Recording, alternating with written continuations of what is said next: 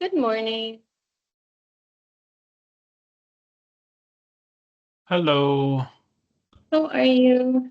Good. Sorry, I'm multitasking here. Okay, same here. Yeah, that's what we do, huh? Yeah. How's your week? It's good. It's been good, I Good. guess. Sorry, I missed your recording with James. I had a client meeting, but Mariam told me that she had a lot of fun. It was good. Oh, good. Yeah, yeah. It was a good conversation. I just didn't know how much was usable. I'm sure, hopefully all of it, but you never know. I'm sure all of it is usable.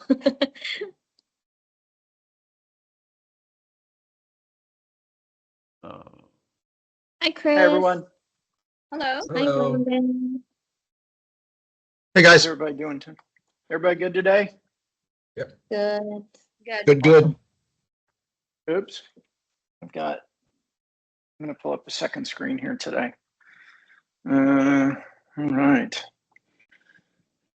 Cups, last week was awesome. I want to keep that going. I want to do that again sure. and help Me, everybody on me my too. time. Yeah, that was good. I think once we get out of our valley of despair on our startup, then I can give you more attention. We can put something together around social. Yep. Yep. Cool. What's I want to show everybody our go-to-marketing strategy for Fist Bump today and how we use social and content as part of it. This should help you guys. Cups, it'll help you with Active Ops, I believe. It'll help you with Coterie and Time Bandits, I believe. Chris, this will help you, I believe, have a better dialogue internally on what's possible. That I'm really working on getting out of this LinkedIn thing and really focused on how do we leverage LinkedIn as a channel, as a platform for networking in order to create demand beyond just, oh, we post stuff and we engage with people. That's a big part of it, but there's more to it as we're building in the entire create demand go to market strategy. So that's what I wanted to go through today. But before we do that, anything you've learned this week, you discovered this week, you're thinking about this past week that we should all be chatting about together? I just have it's more of a question, but it's also a hunch. Reem, I don't know if she's on. Not. She is. Yeah, hi Reem. We were talking yesterday, and we've got a lot of lists in Fist Bump that we are theoretically commenting and posting and stuff like that, but we're gonna go really focus on 10 people that I really want to meet. Yeah, and just curious if that's been tried, done. Good thoughts. Yeah. Good. I think we're going to try it anyway because of my unique market. They're just Yeah. not everybody's active, but the ones that are active are active. So Yeah. Yeah. I'll go last. What does everybody think about that? I think when you can make that number more manageable, everything changes, right? If the list is too big, it becomes too daunting. It's too hard to follow through on. It's too hard to stay vigilant on. So when you dial that down, and again, I'm being probably hypocritical because I could take my own medicine or recommendations, but no, I like that. That's a good idea. Mm-hmm. So James, what are your thoughts? 10, Michael. Yeah. Hey, what's up, Brandon? Hey, team. Michael, the 10 have already been pre-identified. well, I'm going through that right now while I'm multitasking.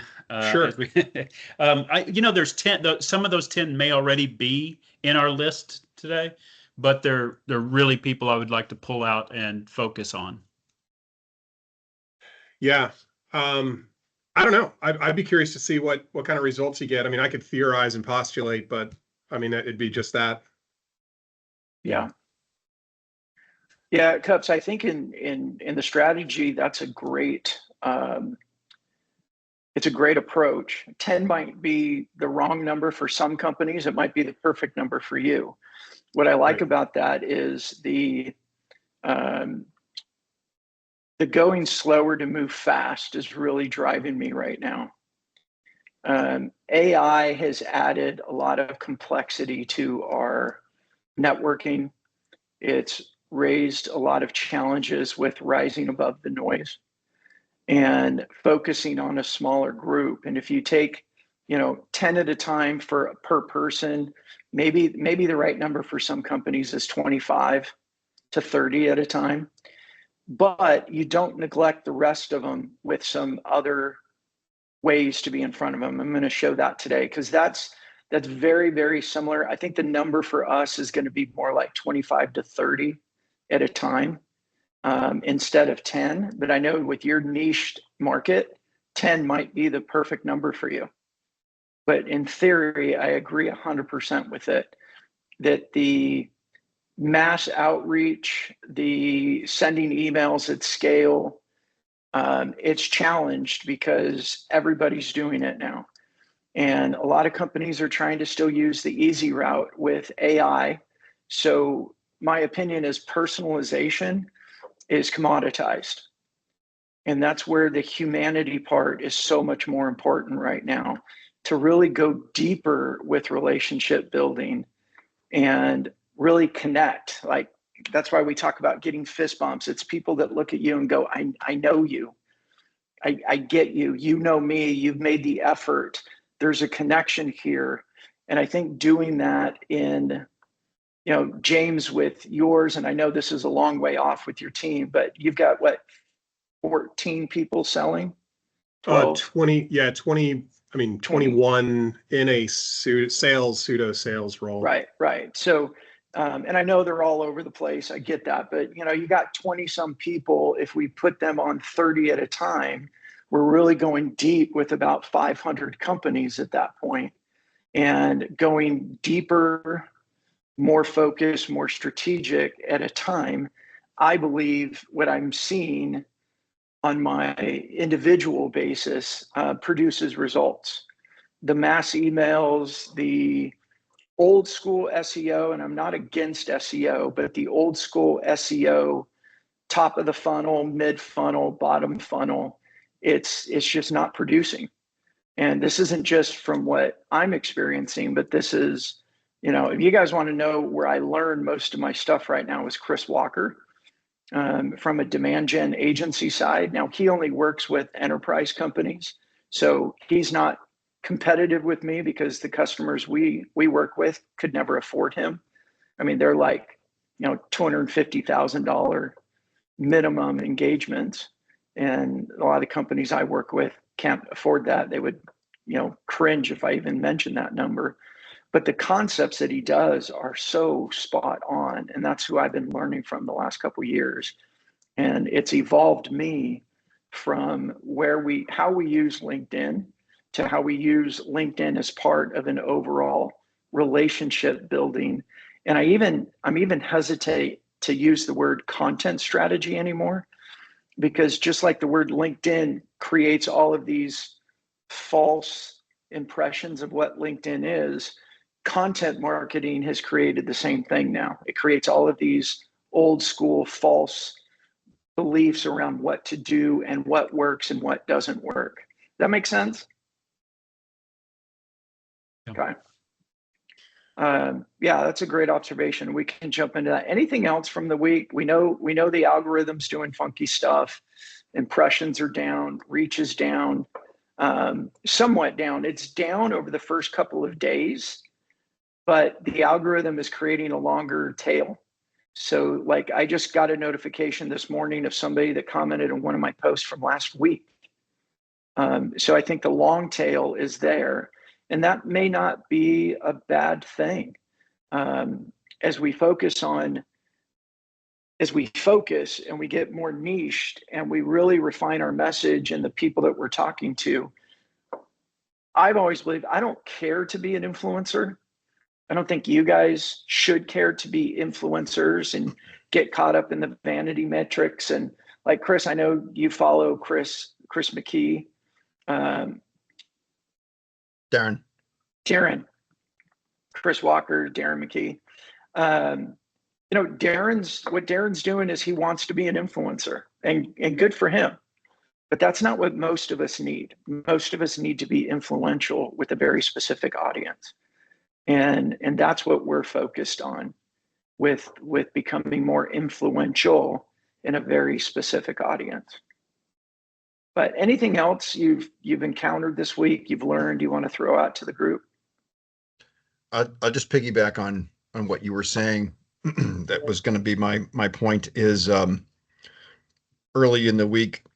And so I don't know if it was just algorithm or whatever, but there's a couple of real flops, like the lowest numbers I've seen in a while. And again, I try not to get too caught up in the vanity metrics, but at the same time, if no one's seeing the post, then that's like, what could I be doing better is kind of what I asked myself. So I kind of went back and I looked at some of the stuff that was working in the past and just kind of retooled the image and the content and dialed it in a little bit more. I think I was defaulting to kind of low hanging fruit kind of stuff, the whole leadership thoughts around dog walks and whatnot. I think I played that card a couple too many times. So I need to maybe be a little bit more sparse with that. But the pictures with the exhibits, they do tend to get some traction. So reusing old pictures, but coming up with new thoughts, I think is kind of where I tried to go, with that. And the last thing I will say is, I don't know how long ago Brandon posted a picture of himself with multiple hats on. So I tried my hand, I tried my head at that the other day. It did well. Yeah, that was a good post. I liked it, and it worked well for me too. Look, I think there's this balance of the humanity stuff is very important because I still believe the know, like, and trust, and I feel like I know you is extremely important. So we don't get rid of it. And I do disagree with you in that I don't think you've overplayed it. I just think you need to add to it and use you're an advantage. You have these beautiful pictures. You have booths that you can show. Those capture attention. They capture heart. They're pretty. They're colorful. They're creative. They're unique. I think we all need to be thinking. I think it's a bigger challenge for us. It's probably a bigger challenge for Cups. James, there's some things that you could probably do, like when you guys do furniture installs and things like that, to take advantage of some of that visual and helping time people. Lapse. That'd be kind of cool. Yeah. I mean, I'm thinking, Chris, too, like a time lapse, like there's nothing. And then, do time lapses of all the pre-assemble that you guys do to make sure that nothing goes sideways when you actually do the install. Yeah. And the cool thing about that, James, is that it's time consuming to create. You got to set up a phone somewhere and video a day. And it'll take time to edit it and turn it into a fast speed. But if you get 3 or 4 of those, you could reuse those throughout the year. Right. Yeah. It doesn't take much. And those are interesting, right? People are drawn to stuff like that. Before and afters capture our attention. There's an intrigue. Oh, it looked like this. What did it look like better? Well, I'm going to spend a minute and watch this 8-hour day or 4-hour day, whatever it is, in a minute and a half. And that's rich content. A thought that I had, kind of piggyback off Chris, am I doing it right? Am I doing it right? A different angle at that approach is, if you're creating something, you're doing it right. And the idea is we're all building our own catalogs, right? So whether it works right now, the bigger that catalog is, the better and more well-equipped you become later on down the road, right? The bigger library you have to pull from, and you can, something you created now, you can use in next year, and that saves you time next year, right? So the challenge is starting out for anything, right? But one thing that I told myself recently is, right, people who create and innovate, those are the ones who are going to be sought after and then, looked after. So, and rewarded. It's the takers that. Yeah. So. And that's, there's with AI content right now, especially, what AI does well is it regurgitates existing knowledge. And that's why there's a bunch of noise. People are taking advantage of an easy button and they're doing things like write a blog post on ABC, and it's great. It writes a blog post on it. It's great. But now that our buyers are seeing 50 of those, it's lost its value. It's like, oh, another one, another one, another one. We really have to focus on the things that we can do that differentiate us. One is our humanity. The other one is and you call it what you want. It's our thought leadership. It's our individual insights. It's our knowledge. We have to be forward thinking. We have to create content that other people can't do it easily, because still the way that we differentiate is doing the hard work, because most people don't want to do that hard work. One thing I've gotten a good response back, instead of writing somebody back, it's actually quicker for me to send them a video back. I think we've talked about that in the past. Yep. But Cups, when you're reaching out to your 10 or your 20 people, instead of writing words, actually just doing a video back. I think that's a great way to kind of stand out and not be a bot. Yeah, absolutely. And I still, I keep my tripod on my desk. I've told you guys, with my camera on it, because you got to send it through the mobile app, and I got the remote control, and I just look over and press play, and I go, hey, great to meet you, whatever, stop it, open up my mobile app and send it to them. Yep. And Cups, I would say, as you focus on 10, then what you want to get Reem looking at is those 10 companies besides the 10 people, and do that swarm approach. Go get 40, 50 people at lower levels that will accept cold connection requests from you, so that by the time you are engaging with the right person, they look and see, oh, Cups is connected to 40 people in our company. It's the optics of it. Cups is connected to us. He's part of us. He's known in our community. The optics, they don't know how deep those relationships are, but using that easy button, they're like, oh, he's connected to 40 people, 50 people, 100 people in our company.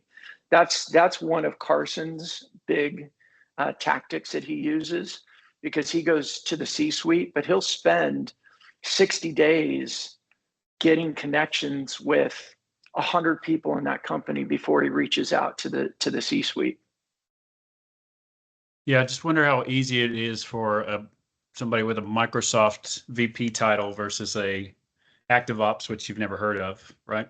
Yeah, but that's where you get some of the lower level people and work your way up, because lower level people tend to accept any connection request. And this is where, honestly, your president, your CEO, you're, as high up as you can in your company, the more active they are, it helps everybody get more connections. It's if I could convince any company where to start, and that's why we lead with our Executive Brand Accelerator, the best thing that any company can do is have their highest leader, whatever that title is, be prominent on LinkedIn, be prominent with their content, help them be seen everywhere.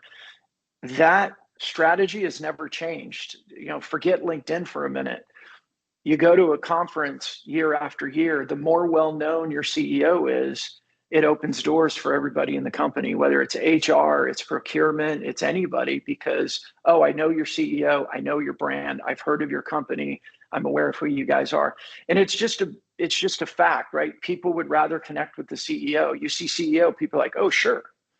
This is why salespeople try, especially around trade shows, they go to the CEO and go, hey, I got this really important meeting. Can you pop in for 5 minutes?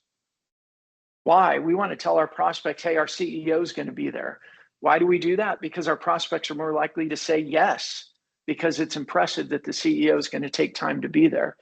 That's hard because we can't scale the CEO as much as we want. They only have 24 hours in a day and they have their real job.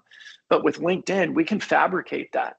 We can get them out there all over the place, and it just elevates the brand, and it elevates or creates the opportunities for everybody else. Let me show you guys. It's not the prettiest thing, but it is in process for me. You guys see my screen? Yeah. You guys can't see the screen, right? Yeah. Cool. Okay. So I hate this with Teams. How do I? Oh, there, you guys are over here. I got to put you in front of me so I can see that I'm talking to you. Let me reduce that down a little bit so I can see everybody. There we go. Okay, so and every time I click, it goes away. So look, I don't want to discount the vanity metrics at all, but I do want to discount them a little bit, that we don't get so focused on them that we lose sight of the big goal. The end in mind here, the big goal is connections, conversations that lead to qualified pipeline that lead to revenue. The posting, our impressions, how many comments we get, how many likes we get, that's just all part of the foundation that gets us to, will they connect with us? The more they see us, the more they see our content, the better our profile looks. All of that just contributes to more people going, yes, I'll connect. Yes, I'll connect. The more active we are with commenting, where they see us all over the place, the more likely they'll accept the connection request, because we don't look like someone that's going to pitch slap them. And I think a big part of our goal right now is, how do we create the optics that we're not going to pitch slap them? And I don't know about you guys, but for me, if I see somebody commenting and being more active, I don't think they're just going to pitch slap me, because the pitch slap method is go out and send cold connection requests, put them in your automation tool, and pitch slap the shit out of as many people as you can, and wait to see what falls out. And people are fatigued with that. We're tired of it. I think connection requests, from what I'm hearing, the acceptance rate is dropping because people are just over it. Connections are important, but we got to be more strategic about how we're doing it to appear different than the masses. So if we focus on connections in order to get conversations to create qualified pipeline, of course, qualified pipeline leads to revenue. This is where I'm focusing everything that we're doing on with Fistbump. And it's revolving around a distribution of content. And this is why I think I'm moving away from even the term content marketing for this reason. Content marketing goes old school digital marketing. How many clicks are we getting to a blog? How many, again, we get into the vanity metrics, and most marketers want to look at that for attribution, because they get a pat on the back and they get to go in and go, look at how many clicks we got. Look how many this we got. Well, you know what? If you're not creating conversations that lead to qualified pipeline, that lead to revenue, it's just vanity. It's just content, or it's just data that makes you feel good. So I think the way that we do this, the way that we do this, and we really create thought leadership, and we create that, our goals of, I see you everywhere and I feel like I already know you, is let's take our content and get it in front of them in many ways as we can, but coming at it from a human personal approach. I'm going to pause there for a second. I'm going to explain what I mean in more detail, but I want to pause and make sure that I'm not losing anybody. What questions do you guys have? Nothing? Yeah, it's what we've discussed in the past. Yeah.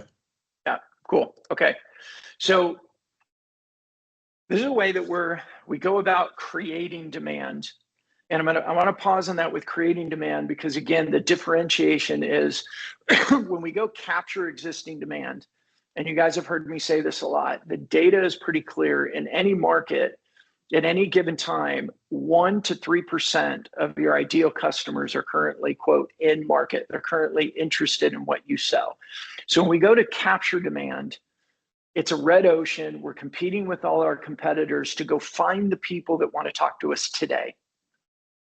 And I'm not opposed to that, but if all you're doing with that is you have low fruit, like you have low response rate, you have a lot of calls that don't get returned, you have a lot of emails that don't get opened, and it's discouraging, but it's good. It's still out there. I'm hesitant to say it's good. I think it's still necessary because it makes us feel like we're being more active, makes us feel like we're doing better work.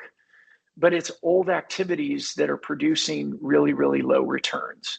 So we got to get to a point where we can balance it. And I think if we add this creating demand approach, it'll actually help our capturing demand numbers. But if we don't have create demand activities while we're doing capture demand activities, we're just going to keep fighting this, fighting the challenging, annoying, disheartening fight that we're fighting every day.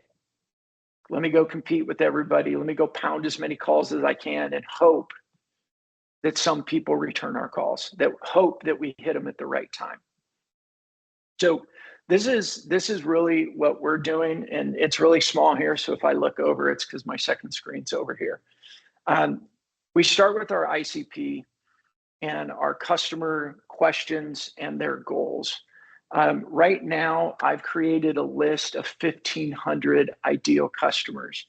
Now, if we have not taken a look at our ideal customer profile, our biggest niche value proposition, what they really need, what their pain points are, and how we add value to them, the rest of this is going to be weak. I think it's a really, really good time for us to really dig into who really are our clients. What do they really need? What are they challenged with? What are their frustrations? What's happening there? Because if we don't get that right, then the rest of our content is weaker than it would have been, than it could be. What this looks like for us is the ICP activities are taking place, learning everything that I can in conversations with them, with prospects. Like, I start every new prospect conversation. My first meeting with them is no PowerPoint. And I start before I meet with them is, you reached out to us or somehow you're willing to talk with us. I appreciate it. To use your time most efficiently, what do you want to accomplish with this first meeting? What I'm really asking is, what's your pains? What's your challenges? What problem do you need to solve? And I'm using that for two things. One is I'm feeding it right back into our ICP and our content strategy, because if we can answer those questions in all of our content, we're creating demand. We're already going to be top of mind. They're already going to think of us when the challenge really pops up and they're ready to solve it or ready to take it on. The second thing from just that sales conversation is most sales organizations are still following a sales-centric approach. I got you on a call, woohoo! And now let me take you through our process. It's fatigued. Buyers want to feel important. They want to feel like you know them. They want to feel like you're listening to them. So I choose never to open a PowerPoint on the first meeting unless something pops up that they really want to know something. I always have my PowerPoints available that I can pop them up and share a screen. But my overall goal is that first conversation is never take them through my path. I'm always following their path. And that first conversation, I wanted to end with, hey, you've given me a lot to think about. I believe we can help you. Or, you know what? I just don't think we can help you. And I'd rather tell them that from the beginning and not waste their time, not try to, shove a square peg in a round hole. And I think it creates a lot of credibility as well. If there are some key things, and Cups, this might pertain to you, there's some key things that you just won't solve for them, get those out in the open. Like, one of the things that I talk about at the very beginning is, hey, if you're looking at this purely from how many meetings can you get me per day or how many meetings can you get me per week, we are probably not the right solution for you. We're not long tail, but we're about laying a strong foundation that produces results routinely over time, not, hey, what are you going to do for us in the first 30 days? And I like to get that out in the open because I want them to know that we know who we are. We know the value proposition we bring to you, and we know that what we can't do. And I'm not going to fight to earn your dollars just to fight to earn your dollars. Cups, does that resonate for you guys? You're on mute. Sorry, I lost the team's screen. Yeah, I think so. I think the bigger issue I'm having is that if I go down a list of top 75 people that COOs of healthcare, they're just not active on LinkedIn. I mean, I was just looking I looked at five in a row and they haven't had any activity in 90 days. Yeah. So I think what I'm showing you is going to help you. So does that mean I've got the wrong ICP? Because and the reason I say that is because I'm thinking COOs, but maybe I need to go down a notch to get up. Because maybe it's the VP of claims operations that are, I have to look, but maybe they're more active on LinkedIn. So yeah, so you've got a LinkedIn strategy, and then we have an overall outreach strategy that we're going to do it. Because remember, over here, I wanted to focus on this, the distribution of content. Yeah. We're LinkedIn first, but we're not LinkedIn only. And so when you are looking at who your ICP is, like your ICP, the person you want to talk to, that shouldn't change whether they're active on LinkedIn or not. Your approach to that company might change a little bit. And yeah, maybe you start 2 or 3 levels below on LinkedIn, but here's other ways that we're going to get in front of the right people. And I think getting 2 to 3 levels or 1 level below them, if they're active on LinkedIn, and a little asterisk there, everybody's active on LinkedIn. The question is, how active are they on LinkedIn? Right. And with your CFOs or CTOs that you're reaching out to, when they go on LinkedIn, what are they most likely going to do? Stalk. Who do they go? Just watch. What's that? It said stalk and watch other people, right? Yeah, fine. Who are they watching? Go engage with them. That's where I think the 10 that you want to focus on is great, but I think you should still have the 100 people or 50 people who are the most influential voices that they're paying attention to. Go engage with them so that they see you hanging out with them, right? For me, it's if they see me commenting, and I've shared this story before, but I had a coffee meeting with the guy, reached out to me on LinkedIn cold. Hey, Brandon, we're both business owners in Atlanta. I'd love to be a connection. Accepted it. Great. Sends me a message. Would you like to get coffee? I looked at what he does. He's a Microsoft partner. He's the owner of a company. I'm like, sure, of course, he fits our ICP. Sat down with him at coffee and I said, why did you want to meet? Why did you want to have coffee with me? Why did you want to take it beyond LinkedIn connection? And what he said was, I just bought this company a few months ago and I'm doing my research in Microsoft. And he goes, I just saw you everywhere. Right? He said, when I was looking at different people who were posting, I'd see that you commented and I saw that you commented and I saw that you commented. And then I looked at your profile and I looked at what you did. And he said something, this may not be verbatim, but he said, you seem very well connected in the Microsoft ecosystem and I wanted to get to know you. But that approach was engaging with all these Microsoft influential voices, not necessarily him as an owner of a specific company. Mm-hmm. So we're looking at our content, right? And we've got our product content, and then we have our thought leadership content. And of course, all of this, I don't mean to leave it out, but all of this is our humanity content. Because I still believe I feel like I know you, I see you everywhere, that helps a lot. It differentiates us from everyone that's not posting and just sending pitch messages. So we've got to get this balance of talking about our product, talking about our solution, talking about our value proposition, sharing case studies, mixed in with what are you thinking thought leadership wise, which is the unique part, what's coming, sharing hey, I had this question from a customer and answer it publicly in your post, using that type of content in your comments, establishing yourself as a true thought leader instead of just trying to pretend to be one by using AI that regurgitates existing content and you sound like everyone else. So that's the 2 ways with our core content that we can do. Now, core content, let's say we take, and Cups, I know you have these, Chris, I believe you have these, James, you may not have as much of this, but a core content is going to be like a PDF that we've had on a landing page. A lot of times marketers want to put it behind a gate. so that people have to put in their name and email in order to download some sort of a core content. And by the way, just if you haven't seen that right corner, this is like a quarterly plan.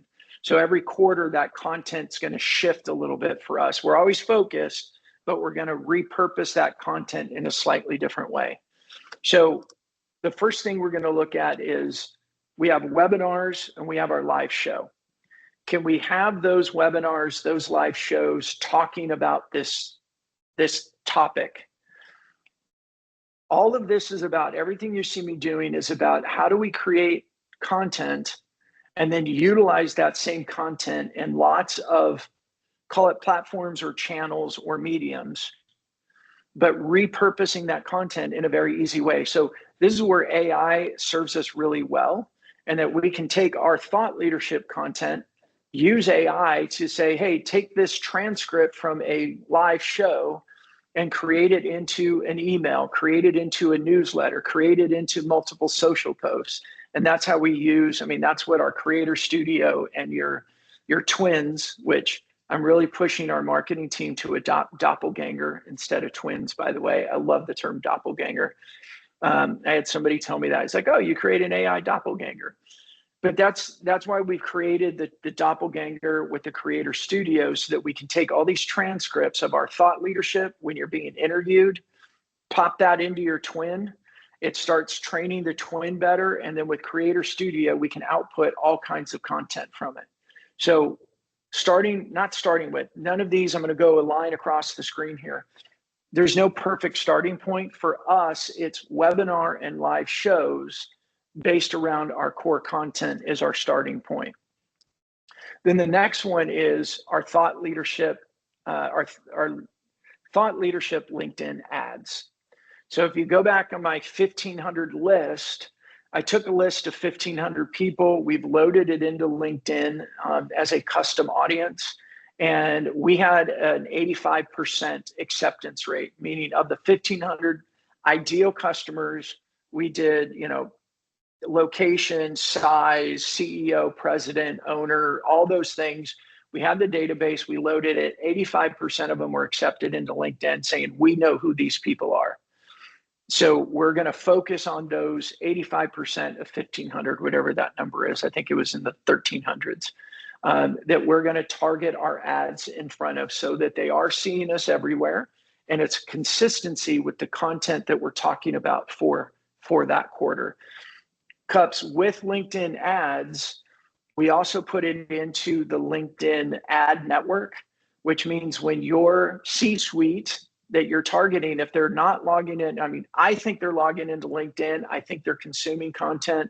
They're lurkers. They just may never publish, like, or comment.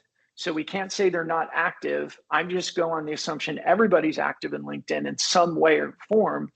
But if we're using the ads, now we're guaranteeing we're getting our content in front of them. When we do it with these thought leadership ads, what I like about it is our ads go out under my name. So instead of it saying fist bump and sponsored, which we swipe right through it, right? We just go, oh, there's an ad. We ignore it. It shows up in their news feed. It looks more organic because it's under my name. It looks like I posted it, which I did. We've just boosted it, or it's not a boosted post, but a very targeted post. But now it looks more like an organic post, and we're getting in front of them. So that's the way you can get your face, your name, your content in front of them, even if they're not engaging. Plus, we're commenting on other people's posts to influence them, so they'll see you when they're consuming other people's content as well. And we're keeping it very, very focused. I'll pause there because I know I threw a lot out. Oh, Chris, go for it. Yeah, Brandon, when it comes to those thought leadership ads, I'd heard about those a while back. So, and I know you've been talking about them as of late.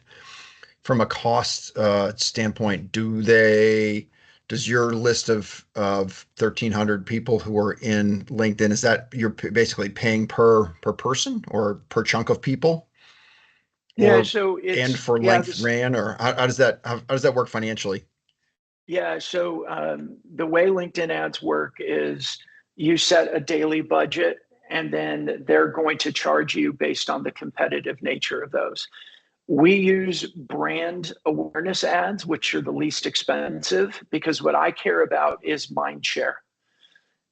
When you go into a call to action, and there's nothing wrong with call to action ads, and we are going to start incorporating those as well. But my first motion is I want them to see me everywhere and feel like they know me. So we're trying to get as wide as possible in front of those 1,500 people as often as we can within a quarter. Rotating ads, using a lot of our webinar style content because it's an interview instead of a talking head. And we do have some talking heads in there as well. But it's the way it works is with the LinkedIn's ad algorithm. So you don't know exactly what you're paying, but you can set a daily limit. And then what I like to look at is not just impressions. And this is where content marketers tend to go towards, hey, we did this ad and we had X amount of impressions. Makes them feel good and they present the biggest number. What I look at is how many minutes of our content did we get in front of our 1,500 chosen audience? How many minutes are they consuming of us? Because we're getting mind share. And you guys have heard me talk about our program, and I wish Seth was here, what we did with him on his event with Modex. This is the process we've been doing around events, and now we're applying it into just our everyday demand creation activities. Cool. Was that clear, or you have questions on that? Yeah, no, all good. The one thing I would add to that is I think I'd heard about this on another podcast, and the woman mentioned the same thing with regards to doing the brand just the brand amplification type of a post. Didn't use the right words there, but putting the call to action in the video. Now at that point, I guess you run the risk of the video looking more like an ad. But basically, she was talking about basically baking the CTA into the video piece so that you're still running this kind of, just a general brand campaign, but you're baking the call to action into the actual video portion. Yeah. You can do that, and there's a few different ways that you can do that with the ad strategy. I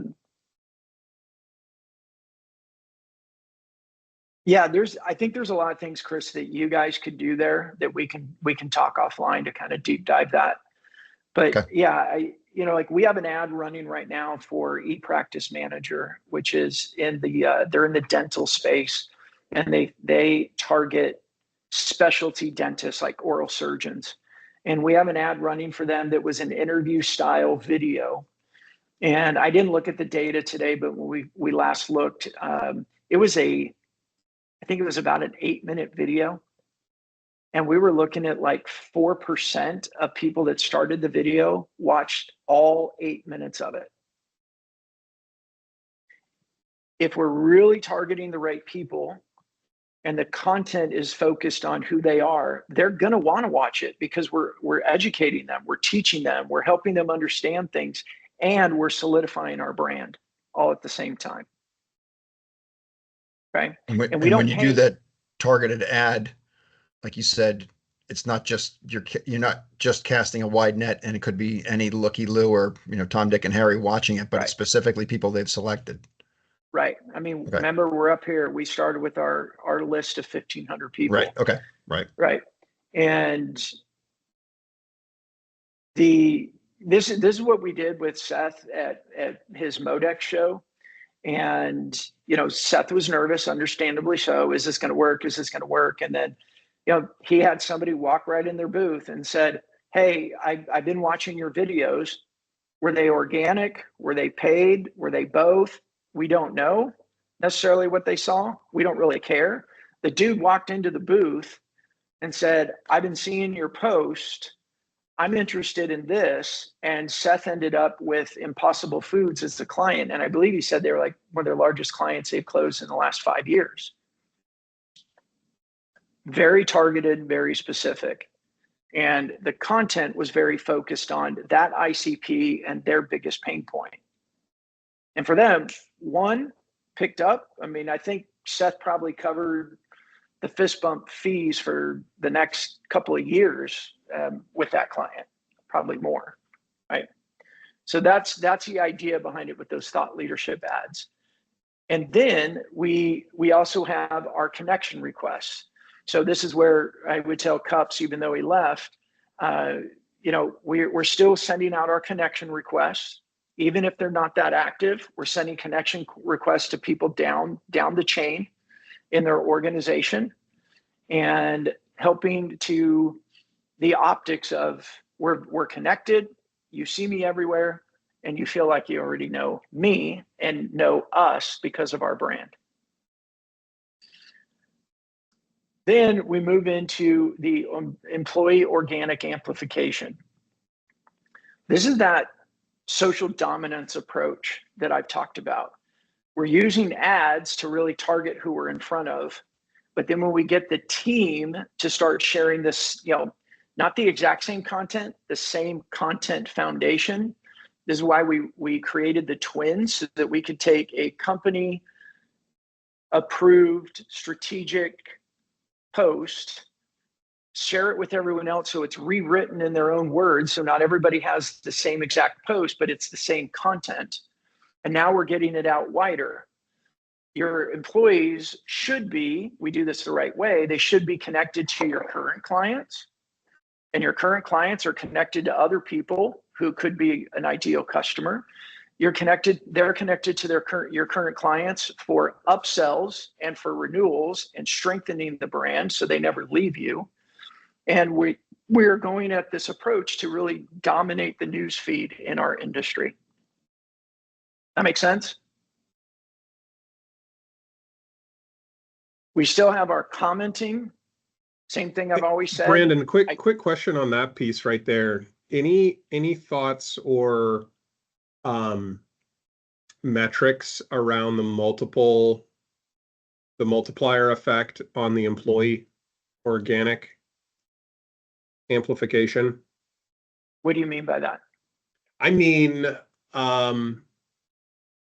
if you've got one person at a company just doing the thought leadership or posting or doing content, you add an extra person doing that, 3 people, larger 4 people. Like if you have 60 people in the organization that all have a LinkedIn, that are all taking that company post and then reposting it and resharing it, I mean, yeah, it's a big number, but I mean, any idea around metrics or multiplier effect? I mean, do you? I come back to this. Let's look at our core KPIs we care about. How many connections are we making? And if you got 60 people doing it, now you've got 60 people that are making connections. And if they're using LinkedIn well and sending out, you can send out about 20 to 25 connections per day. It's LinkedIn says you can send 100 per week. I found the numbers over 100, but it's never, when you've sent too many, they tell you can't send any more out.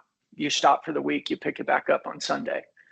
But if we're looking at our KPIs and we're doing that work, they're posting, it's similar, it's from the same foundation content that we're using as the company, that the CEO is sharing, that we're using behind paid ads. And now you got 60 people that are all doing it in unison. So we're strategic in our message. The question becomes, how many total connections are we making per week? Again, you've got 60 people and we can send out 100 per week. And say we get a 30 or 40% acceptance rate. Do the numbers. We're adding, a couple thousand people per week to our audience. And again, if we're moving that down, how many conversations are getting created out of that? And maybe it creates a net new of 3 or 4 new conversations per week. Maybe it's 10 or 20. I don't know. We've got to keep working it. A lot of that's going to depend on how well are the team members actively using this platform called LinkedIn, which is just a networking tool to actually build connections. This is why I always go back to, if we look at LinkedIn like a networking event, and I can't remember, I wrote this post, but I don't think it's published yet. My first sales job, my sales leader told me, go find the right networking events to go to. the ones that have the highest probability of our ideal customer to be there. Then the second step was actually go to the networking event, right? Because that was a scary part back then, right? And we all knew we had to go to networking events. A lot of times we'd sign up and register and then not go because it just scared the shit out of us to go, and you didn't go. So no, step 2 was actually go. Step 3 was have a plan at the networking event. Don't be a wallflower. Don't sit up against the wall and don't talk to people, because then you come to the false conclusion, networking events don't work. No, you didn't work the room. You didn't have a plan. Who do you want to meet? Who do you want to talk about? So have a plan. And that plan is, how many people do you want to meet? How do you start conversations?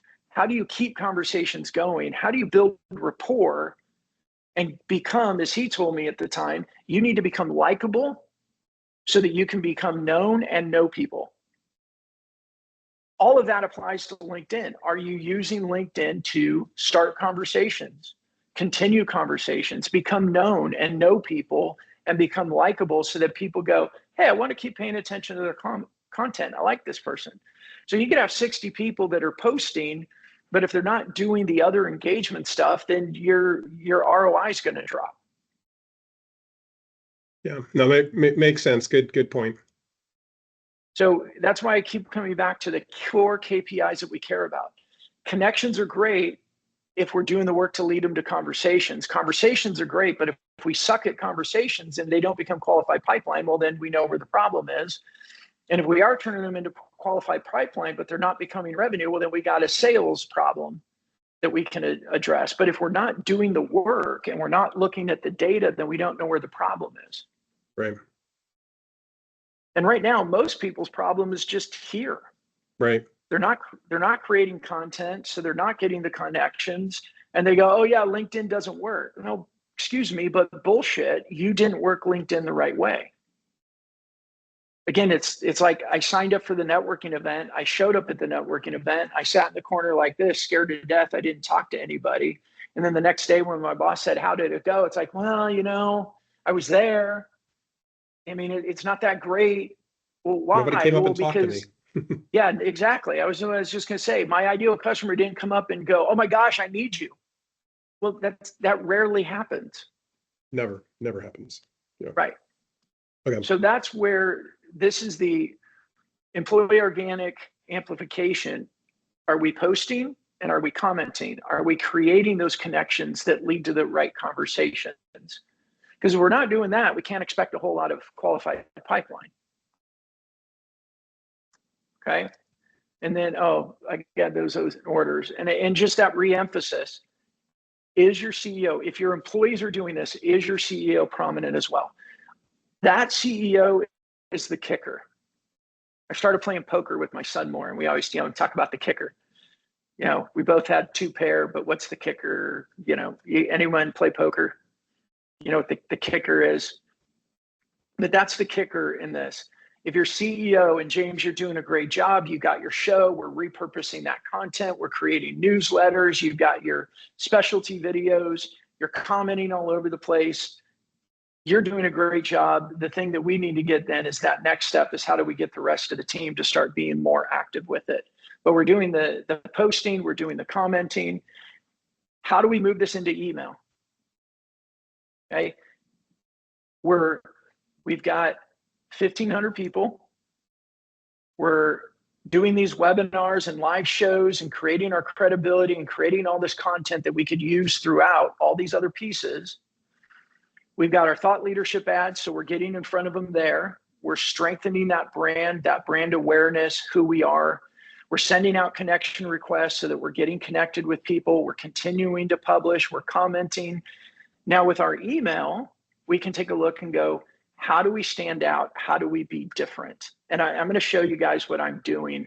Shit, we ran out of time. Okay, let me move, sorry. But I'll show you how I'm doing that. And then you still have blogs, landing pages, all that to solidify SEO, keep that website presence active. So people that may not be as active in LinkedIn, but maybe they go to your website, we want them to see the content there on the blog. We're creating a whole bunch of content here and here and here. Let's use it. Use it in a way, I like to say, I don't remember where I created this because I'm not a rock climber, but somebody was saying it's like a carabiner. They all have their carabiner like a rock climber, and they need to click in somewhere for safety. We want to let our audience connect with us the way they want to connect. People that love to read blogs, read blog, put the stuff on your blog. Are we taking your webinars and your live show content and putting it to YouTube? I mean, YouTube is the second most used search engine right now. Are we repurposing that and putting it to YouTube? That's why we interview our clients. We take those videos and we got the shorts and we got the full video of your show, and we're putting that on YouTube because some people are going to find us there. So you got your blog, your landing page, and your YouTube channel. So email, one is we got all this content now that we could use. Remember, we've got clarity on our ICP, their challenges, their problems. It's creating this core content. This is a way that we're actually getting all of our content into something consumable. How are we emailing people? What are we saying to them? There's two things that we're going to do here with email. One is we could use content from our show and invite them to be guests on our show as a way to reach out initially so that we're different. We're rising above the noise. We're not another, oh, we got this great thing and we're going to save you money. We got this great thing, we're going to help you make money. All of those are it's the easy way of doing it. That's what people are doing. And they can't do, hey, come be a guest on our show, because they don't even have a show. They don't have the ability to go, I mean, they could use someone else's content. It's more impressive when it's your own, but they can't send an email and go, hey, our CEO led this webinar, or our CEO has a podcast, and this was a topic. I thought this would be valuable to you as a CEO, da, da, da, da, da.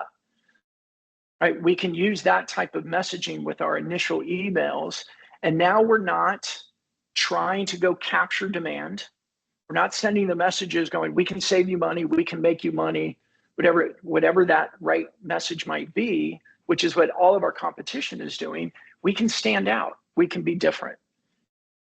Okay. Here's what I think hopefully you guys appreciate this, how we combat AI shitty content: fewer prospects, but richer communication. This is what I've been saying for a long time. Go slow to move fast. Be diligent. Pay attention. How can you connect with them? What is something that you can say to them that's going to capture their attention that's different than all the other AI created personalization? It's not really personalized because AI has commoditized personalization. So how do we do that? Find some sort of a key human way that you can connect with them, something that AI can't regurgitate. That's how we're going to stand out. Okay, let me show you what that looks like. And I'm going to go through this quick because I ran out of time and I'm sorry. So Melanie Cook here. Let me do this real quick so I'm not staring up at that screen.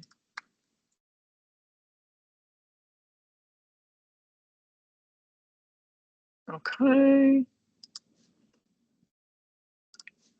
Let me bring this back over here so it's in front of me. You guys see my screen okay? Yeah. Cool. Okay. So Melanie Cook is the first person on our database of 1,500 people. I am not connected to her. So the first thing I did is I looked her up on LinkedIn. Let me move this over here. I looked her up on LinkedIn and I read her about section. The second thing I did is I went to her website and I read the about section on her. And I'm starting to look for things. How can I connect with her? The old stuff of, oh, you went to Spelman College. I know people that went to Spelman College. It's not going to work anymore. 10 years ago, that was great. People were like, oh, that's not going to work anymore. So I went through and I read this. I went through and I read her about section. And I love this type of stuff. Oh my gosh, this is like, I was like, sweet, right? She loves red wine and sports cars. And I always forget how to pronounce that. She's a, how do you pronounce that? Burgeoning. Burgeoning, there it is. Burgeoning golfer. Fledgling, okay? beginner. Yeah, it means she sucks but has fun at it. That's like me. I did a Google search for her. This is what I mean, go slow to move fast. We're only focused on 10, 20, 30 people per month. Do the work. This is high quality work that makes you stand out from the rest of the noise. You just do it quick and you sound like everyone else, guess what's going to happen? ignore. And we go, oh, this doesn't work. There wasn't a whole lot here. I went to YouTube, I'm like, oh, she's been guest on shows. I bet I could probably get her to be a guest on our show. She seems to like that. So, okay, I'm learning more about her. And then what I did, and I haven't sent it yet, but I wrote this. This would be for Melanie. This will be my connection request message to her. Remember, she wrote this. So my connection request, oops, there it is. I love red wine too. My favorite right now is Qualcita Creek, a really wonderful Cabernet from Washington. I enjoy golf, but suck at it. I see you're a burgeoning golfer. We both own multiple companies in the Atlanta area. I thought we could be good connections. I promise not to pitch slap you with sales messages. Can we be connections, Brandon? That's the connection request I'm going to send to her. She is in our list for our targeted advertising campaign. So she's going to start seeing me from the ads. And then in my CRM, I'm putting in here that I am going to reach out to her in a month or so and ask her if she wants to be a guest on our show. My new show, not the sales show, not Mastering Modern Selling. Now, if we're only focused on 10, 20, 30 prospects per month and doing it really good, really well, instead of just, hey, let's get hundreds of these out and see what falls through the cracks, I think this approach is going to produce more fruit than the mass approach. So I ran out of time at the end. I could go into more detail with this, but you kind of got the idea of it. And she was the first one on my list, honestly, but she just teed this up perfectly for me with this. And the reason I like this, and I've done this on my about section, and I've shared this before. I have at the bottom of my about section, if you talk about red wine, Manchester United, I will respond to your message. And I've had that on there for probably 18 months, maybe more now. One person has sent me a message, and he sent me a message. He said, I'm a Liverpool fan. I saw you love Manchester United, and I occasionally enjoy a red wine. I saw that on your about section. I just wanted to mention it. I don't have anything to sell to you, but I saw that and wanted to reference it. He wasn't even trying to sell me. Just an easy way to reach out and connect. Yeah. That's cool. Look, this isn't easy, but it's not difficult. Yeah. We start. Go ahead, Chris. I was just going to say, I think we get clouded about how we have to do it at scale, because that's the way that it needs to happen, right? But the reality for me, if I got one new client a month, I'd be freaking killing it. If I get 6 in a year, I'm good. Like, right. And Brandon, go ahead. Chris so just said it. What quality Chris over just quantity. said it. Sorry, Butch, go ahead. Well, what you just said is what Brandon and I've been talking about. I mean, I don't know. We don't know what the number is, but the number is way less than 1% of our market would make us a tens of millions of dollar company. And I think that's probably true. All of us are probably trying to prospect at a bigger level than we need to, and slowing down with fewer people would be better for all of us. I 100% believe that. And I thought about this as an example. I started running again because I was, for a while I was all stressed out trying to figure out where we fit in the market. And what happens is my workouts stop happening, which is the last thing that should happen when you're under pressure, right? So I went, oh my God, I'm going to run 6 miles a day, 4 days a week. I'm going to hit 25 miles a week. I'm going to do a marathon every week over 4 to 5 things. Well, that's old school thinking. You know what I started to do? Well, first of all, I hurt my back. my back started hurting, then I couldn't run. So I started walking, and I realized 1 hour a day, 5 days a week, I can do 4 miles in an hour walking. And now I'm consistent with it. And I feel better. And it's giving me more value. I have more energy, and I'm consistent with it because I made it into something that's more bite-sized and valuable for me. And it's the same thing, I think, with our outreach. Yeah. Smaller consumable chunks are sustainable, right? Right. Like you said, you gave yourself a goal that was unattainable. Right. And in the long term. I was focused on the wrong KPIs. I felt better when I reached out to more people, but I wasn't producing the results. This makes me feel better. And this is the path to.